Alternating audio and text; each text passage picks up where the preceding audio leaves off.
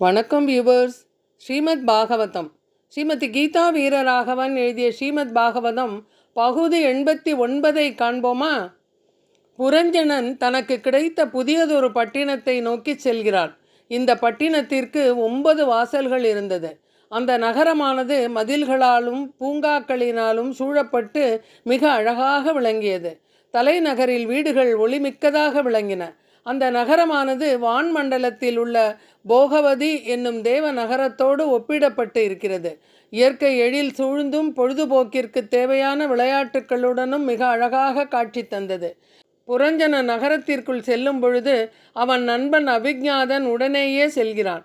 வழியில் ஒரு அழகிய பெண்மணியை சந்திக்கின்றான்.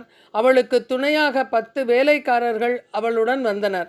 அவர்களுடன் அவரவர் மனைவிமார்களும் உடன் வந்தனர். அந்த பெண் ஒரு 5 தலை நாகத்தினால் எல்லா பக்கங்களிலுமிருந்து பாதுகாக்கப்பட்டு வந்தாள். மிகவும் எழிலும் இளமையும் மிக்கவளாக திகழ்ந்தாள். அவள் தனக்கு பொருத்தமான கணவனை தேடிக்கொண்டிருந்தாள். புரஞ்சனனுக்கு அந்த பெண்ணின் மீது ஆசை ஏற்பட்டது. அவனை திருமணம் செய்து கொள்ள விரும்பினான். ஆனால் அதற்கு அவனுடைய நண்பனான அபிஜாதன் இணங்கவில்லை. அவளை திருமணம் செய்து கொள்ள வேண்டாம் என்று பல வகையிலும் எடுத்து கூறி பார்த்தான். அபிஜாதா பேசுவது புரஞ்சனனுக்கு பிடிக்கவில்லை. அதனால் எப்பொழுதும் தன்னுடன் வந்து கொண்டிருக்கும் தன் நண்பனை விட்டு பிரிந்தான். நாளடைவில் புரஞ்சனன் அபிஜாதாவை மறந்தே போய்விட்டான். புரஞ்சனன் அந்த பெண்ணால் மிகவும் கவரப்பட்டான். ஸ்ரீமத் பாகவதம் நாரத உவாச்ச இத்தம் புரஞ்சனம் நாரி யாசமானாம் அதீரவது அப்யநந்தனதம் வீரம் ஹசந்தி விரமோகிதா.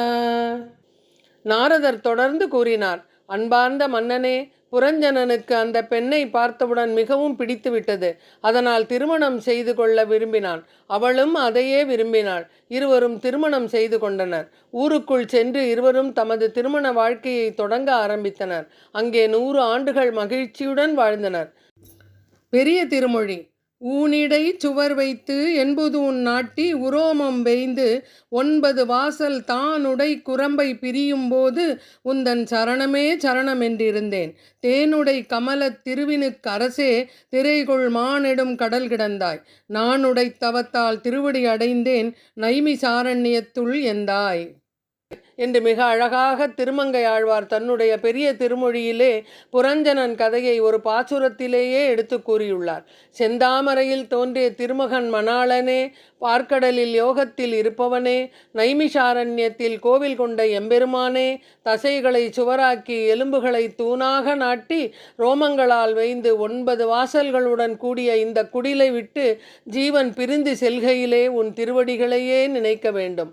சர்வேஸ்வரன் பக்கத்திலே சர்வாத்திர கிரகணம் பண்ணின ஆழ்வார் என்று கூறுகிறார் சுவாமி வேதாந்த தேசிகன். பகவானையே தன்னுடைய ஆச்சாரியனாக கொண்டு திருமந்திர உபதேசத்தை பெற்றவர் திருமங்கை ஆழ்வார். அந்த நகரத்தின் 9 வாயில்கள் என்பது 2 விழிகள், 2 நாசித்வாரங்கள், 2 செவிகள், 1 வாய் மற்றும் கருவாய் 1, எருவாய் 1. இருவரும் மனசு ஒருமித்து கருத்து ஒருமித்து வாழ்ந்து கொண்டு வருகின்றனர். அந்த பெண்ணுடன் சேர்ந்து மது மாமிசம் போன்றவற்றை ருசித்தான். ஆடி பாடினான். இஷ்டம் போல திரிந்தான். நாளுக்கு நாள் பெண்ணின் மோகவலைக்கு ஆட்பட்டு வாழ்ந்தான். அவர்களுடைய இன்ப வாழ்வினால் 1111 பிள்ளைகள் பிறந்தனர். பின் 110 பெண்கள் பிறந்தனர். ஒரு முறை வேட்டையாட தன்னுடைய தேரில் ஏறி புரஞ்சனன் காட்டிற்கு சென்றான். எப்பொழுதுமே மனைவியை விட்டு பிரியாமல் மனைவியுடனே வாழ்ந்து வந்தான்.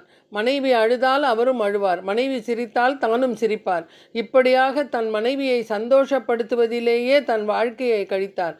தான் சுயமாக சிந்தித்து வாழும் வாழ்க்கையை வாழாமல் தன் மனைவிக்காகவே வாழத் தொடங்கினான். இப்படி இருக்கும் பொழுது ஒரு நாள் புரஞ்சனன் வேட்டையாடுவதற்காக கிளம்பினான். அவன் எப்படி சென்றான் என்பதை ஸ்ரீமத் பாகவதம் பகுதி 90 காண்போமா?